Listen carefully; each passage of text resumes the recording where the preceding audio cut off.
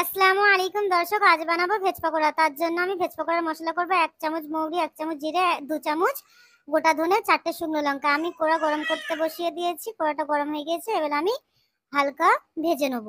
হালকা ভাজা হয়ে গিয়েছে, এবার আমি ঠান্ডা করে পেস্ট করে নেব। এখানে সবজি নিয়েছি আলু, ক্যাপসিকাম, বিন কড়াই, গাজর নেব, রসুন, আদা, কাঁচা লঙ্কা, ধনেপাতা, কাসুরি মেথি, পেঁয়াজ। এবার আমি সবজিগুলো চপ করে নেব। তার জন্য আমি একটা গ্রেটার নিয়েছি, নিয়ে আমি গ্রেট করে নেব।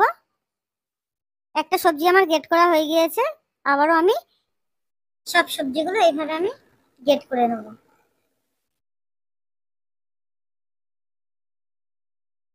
নিয়েছি টক দই, দিয়ে দিলাম 1 কাপ সুজি। সুজিটা টক দইয়ের সঙ্গে সুজিটা আমি মাখিয়ে 10 মিনিটের জন্য রেস্টে রেখে দেবো, যাতে সুজিটা ফুলে যায়। এবারে আমি সবজিগুলো ভালো করে নিকড়ে নিকড়ে তুলে নেব।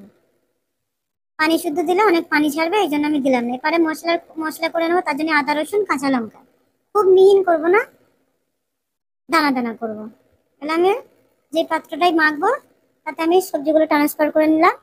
দেবো ধনেপাতা কুচি, আদা, রসুন, কাঁচা লঙ্কা বাটা, কাসুরি মেথি, যে মশলাটা করেছিলাম সেটা, পেঁয়াজ কুচি, টক দই, টক দইয়ের মিশ্রণটা, পাতিলেবুর রস, দেবো 1 চামচ গোলমরিচ, দেবো নুন পরিমাণ মতো, দেবো বেসন আর ময়দা, দিয়ে আমি ভালো করে মেখে নেব।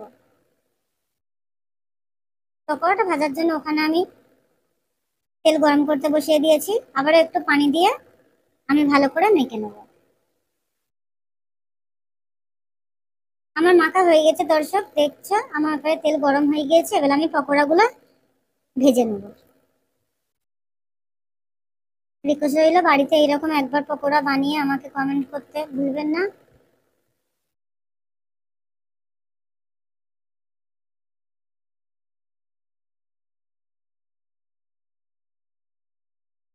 আমার 1 পিঠ হয়ে গিয়েছে, আবার আমি উল্টে দেবো।